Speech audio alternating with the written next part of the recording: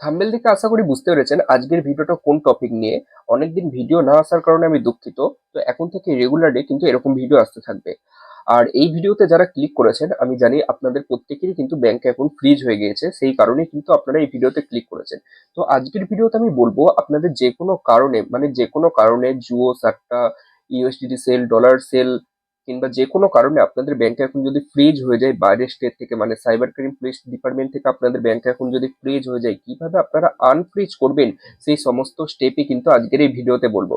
তো ভিডিওটা অনেকটা লম্বা হয়ে যাচ্ছে, তাই বলবো স্কিপ না করে ভিডিওটা পুরোটা দেখুন, তাহলেই বুঝতে পারবেন কিভাবে আপনারা ব্যাংক অ্যাকাউন্ট আনফ্রিজ করবেন। তো প্রথমত যে কোনো কারণে আপনাদের যদি ব্যাংক অ্যাকাউন্ট ফ্রিজ হয়ে যায়, ধরুন কোনো জুয়ো সাইডে আপনারা গেমিং টাকা তুলেছেন কিংবা কোনো লুডো সাইড, এমন অনেক কিন্তু, কিংবা আপনি কিছু করেননি কিংবা যে কোনো কারণে কিন্তু আপনার ব্যাংক অ্যাকাউন্টে কোনো কারণবশত যদি কোনো কিছু করেও যদি চলে আসে কোনো ফ্রড টাকা, যদিও ফ্রিজ হয়ে যায়, যদি আপনি এ ব্যাপারে কিছুই জানেন না যে আপনার ব্যাংকে ফ্রড টাকা চলে এসেছে, সেই কারণে কিন্তু আপনাদের ব্যাংক অ্যাকাউন্ট ফ্রিজ হয়ে গেছে, এমন অনেক কারণে কিন্তু ব্যাংক অ্যাকাউন্ট ফ্রিজ হয়েছে।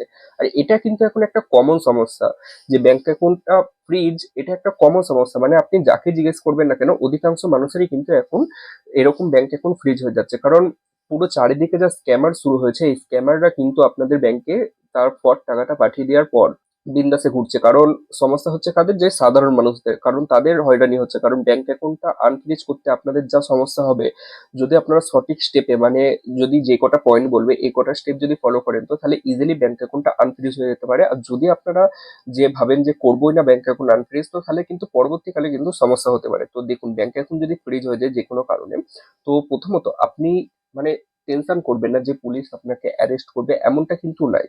অ্যারেস্ট কাদের করবে, যারা ক্রিমিনাল। আপনি যদি কিছু না করে থাকেন তাহলে কিন্তু আপনার কোনো টেনশন নেই। আর যাদের অ্যারেস্ট করবে কাদের, যারা ক্রিমিনাল, যারা ফ্রড ট্রানজাকশন করছে, যারা কোনো মানি লন্ডারিং এসবের সঙ্গে জড়িত রয়েছে, তাদের কিন্তু অ্যারেস্ট করবে। আপনি যদি কিছু না করে থাকেন তাহলে কিন্তু আপনার টেনশন নেওয়ার কোনো দরকার নেই যে ব্যাংক অ্যাকাউন্ট ফ্রিজ হয়ে গেছে বলে পুলিশ আমাদের বাড়ি থেকে আপনাকে তুলে নিয়ে যাবে, এমনটা কিন্তু কখনোই হবে না।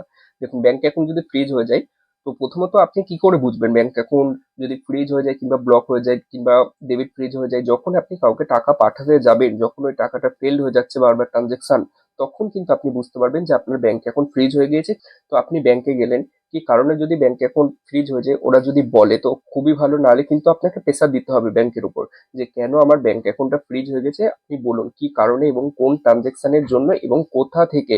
সমস্ত ডিটেলস কিন্তু ওই ব্যাংকই আপনাকে প্রোভাইড করবে। এসবিআই ব্যাংক, পাঞ্জাব ব্যাংক, যে কোনো ব্যাংক থেকে আপনার অ্যাকাউন্ট থাকুক না কেন, সেই ব্যাংকের কিন্তু যারা স্টাফ রয়েছে তারা কিন্তু আপনাকে ওই ডিটেলস প্রোভাইড করবে। অনেক ব্যাংক দেখেছি যে যাদের অনলাইনে ব্যাংক থাকে, যেরকম Jio payment bank, Airtel payment bank, এগুলো কিন্তু আপনারা ইমেলের মাধ্যমে কিন্তু পেয়ে যাবেন কাস্টমার কেয়ারে কল করলে। তো এখান থেকে আপনাদের অসুবিধা হয় না। আর যাদের ফিজিক্যাল ব্যাংক রয়েছে, যেরকম Punjab national bank, SBI bank, yes bank, এগুলো কিন্তু আপনাদের কাস্টমার কেয়ারে ওখানে গিয়ে ভিজিট করতে হবে, শাখায় গিয়ে সেখান থেকে কিন্তু আপনারা ডিটেলস নিয়ে তারপর জানবেন। অনেক ব্যাংকই কিন্তু এরকম ঝামেলা করে যে আমরা ডিটেলস দিতে পারবো না, আমাদের কাছে ডিটেলস নেই, যে যেখান থেকে ফ্রিজ হয়েছে সেখানে যান। কিন্তু এমনটা কিন্তু নয়, ডিটেলস কিন্তু ওরাই দেবে। নেওয়ার পর প্রথমত দেখবেন ওখানে অ্যাকনলেজমেন্ট নাম্বার, এসিকে অ্যাকনলেজমেন্ট নাম্বার দেওয়া থাকবে। ওই অ্যাকনলেজমেন্ট নাম্বারটা কিন্তু আপনাদের কেস নাম্বার বা এফআইআর নাম্বার, এই সমস্ত কিছু ওখানে সমস্ত কিছু ডিটেলস দেওয়া থাকবে। তো ওখান থেকে আপনারা ডিটেলস নেওয়ার পর দেখবেন নির্দিষ্ট একটা নাম্বার দেওয়া থাকবে, সেখানে কিন্তু আপনারা হোয়াটসঅ্যাপ নাম্বার, যেটা যেই সাইবার ক্রাইম পুলিশ আপনার কেসটা দেখছে, যার আন্ডারে আপনার কেসটা থাকবে, সেখানকার ডিটেলস দেওয়া থাকবে। সেই পুলিশ অফিসারের number, WhatsApp number plus email দেওয়া থাকবে। সমস্ত ডিটেলস যখন আপনি পেয়ে যাচ্ছেন, কোন ট্রানজেকশনের জন্য অ্যাকনলেজমেন্ট নাম্বার, কিভাবে ইমেল করতে হয়, সেটা যদি আপনারা দেখে নেন তো ইউটিউবে তাহলে ভালো। আর যদি না দেখে যান তো তাহলে কমেন্ট করবেন, যদি আপনাদের ভিডিও লাগে তো তাহলে আমি ভিডিও বানিয়ে দেবো যে কিভাবে ইমেল করতে হয় কিংবা কিভাবে কল করে কথা বলতে হয় সাইবার ক্রাইম পুলিশ স্টেশনে, মানে পুলিশদের সঙ্গে, যে আপনার ব্যাংক অ্যাকাউন্ট ফ্রিজ হয়ে গিয়েছে কিভাবে আনফ্রিজ করবেন, সেই সমস্তটা কিন্তু আমি নেক্সট ভিডিওতে বলে দেবো। যদি আপনাদের দরকার লাগে তো তাহলে আপনারা কমেন্ট করবেন। এবার দেখুন, ইমেল পাঠানোর পর কিন্তু অনেক সময় রেসপন্স পেতে অনেক টাইম লাগে। তারা যে ভাবছেন কি যে আপনার একটা ব্যাংক অ্যাকাউন্টের জন্য কিন্তু ওরা দেখবে না, ওদের কাছে কিন্তু হাজার হাজার ব্যাংক অ্যাকাউন্ট কিন্তু এরকম প্রতিদিন ফ্রিজে আনফ্রিজের জন্য ইমেল আসে এবং ফোনও করে। অনেক সময় দেখবেন অনেক পুলিশ কিন্তু ফোন ওঠাতেও চায় না যে নাম্বারটা দিয়ে থাকে, কিংবা ওঠালেও বলে যে ওখানে গিয়ে কথা বলতে হবে, ওখানে গিয়ে আপনার ব্যাংকটা কিন্তু আনফ্রিজ হবে। তো এখন এই অবস্থায় আপনি কি করবেন? তো ওখানে যদি আপনি যেতে না পারেন তাহলে কিন্তু আপনাকে কোনো লয়ার হায়ার করতে হবে। মানে লয়ার ওখানে কিন্তু আরো বেশি খরচা সাপেক্ষ হয়ে যাবে, যেটা আপনি মানে যদি আপনারা পারেন তো তাহলে কোনো লয়ার কিংবা অ্যাডভোকেট হায়ার করে আপনার ব্যাংক অ্যাকাউন্টে ইনস্ট্যান্ট ওখান থেকে আনফ্রিজ করে নিতে পারেন।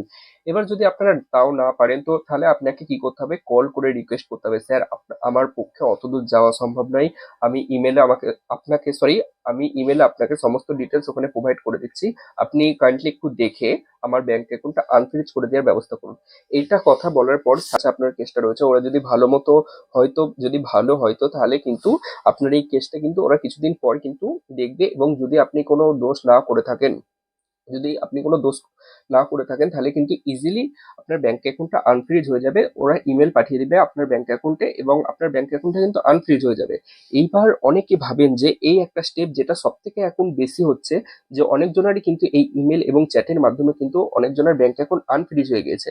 তো এটাও করতে পারেন, আর যদি আপনাদের মানে ক্ষমতা থাকে কিংবা খরচা সাপেক্ষ মানে বহন করতে পারেন যে ওখানে গিয়ে আপনারা ব্যাংক অ্যাকাউন্টটা আনফ্রিজ করবেন, তো তাহলে ওখানে কিন্তু একটু বেশি টাকায় খরচা হবে, কারণ বুঝতে পারছেন ওখানকার পুলিশ ডিপার্টমেন্ট, আমি আর কিছু বলছি না, যে ওখানে টাকা কিন্তু একটু বেশি লাগবেই, কারণ ওখানে ডিপার্টমেন্টে গেলে। আর না হলে আপনারা যদি অ্যাডভোকেট হায়ার করবেন তো ওখানেও কিন্তু টাকা লাগবে, ফিজ প্লাস ওই পুলিশের কিছু যদি লাগে, বুঝতেই পারছেন।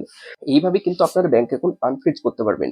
আর যদি আপনাদের দরকার লাগে তো কিভাবে ইমেল কিংবা কলে কলে মানে তাদেরকে বলবেন, মানে পুলিশকে বলবেন কিভাবে আপনারা ব্যাংক অ্যাকাউন্ট আনফ্রিজ করবেন, সেই ভিডিওটাও যদি আপনাদের লাগে কিভাবে ইমেল করবেন, তাহলে সেটাও কিন্তু আমাকে বলতে পারেন কমেন্টে, তাহলে আমি কিন্তু নেক্সট ভিডিওতে দেখিয়ে দেবো কিভাবে ইমেল করে আপনাদের ব্যাংক অ্যাকাউন্ট আনফ্রিজ করবেন। এইবার মেন আরেকটা কথা যেটা বলি, যে ব্যাংক অ্যাকাউন্ট ফ্রিজ হয়ে গেলে আপনারা অনেকেই ভাবছেন যে পুলিশ আপনাকে অ্যারেস্ট করবে, এমনটা কিন্তু নয়। এই যে ব্যাংক অ্যাকাউন্ট ফ্রিজ হয়ে গেলে পুলিশ কোনো পুলিশি ঝামেলায় পড়বে এমনটা কিন্তু কখনোই হবে না। যদি আপনি নির্দোষ হন তো তাহলে কিন্তু আপনি বেঁচে যাবেন, মানে আর যদি আপনার কোনো ক্রাইম মানে দেখা যায় আপনি কোনো ক্রাইম করছেন কি মানি লন্ডারিং কিংবা ডলার সেল মানে এসবের যদি আপনি করে থাকেন আসলে, তাহলে কিন্তু আপনাকে অ্যারেস্ট করতে বাধ্য হবে। যদি নর্মাল ব্যাংক অ্যাকাউন্ট ফ্রিজ হয়ে যায় তো তাহলে কোনো টেনশন নেই, আপনি এই স্টেপ ফলো করেই কিন্তু ব্যাংক অ্যাকাউন্ট আনফ্রিজ করতে পারবেন। তো আজকের ভিডিওটা এখানেই শেষ করছি। আর যদি আপনাদের ভিডিও দরকার লাগে সাইবার ক্রাইম ডিপার্টমেন্টে কিভাবে ইমেল পাঠিয়ে আপনাদের ব্যাংক অ্যাকাউন্ট আনফ্রিজ করবেন সেটা যদি আপনারা চান তো তাহলে অবশ্যই আমাকে কমেন্টে বলুন।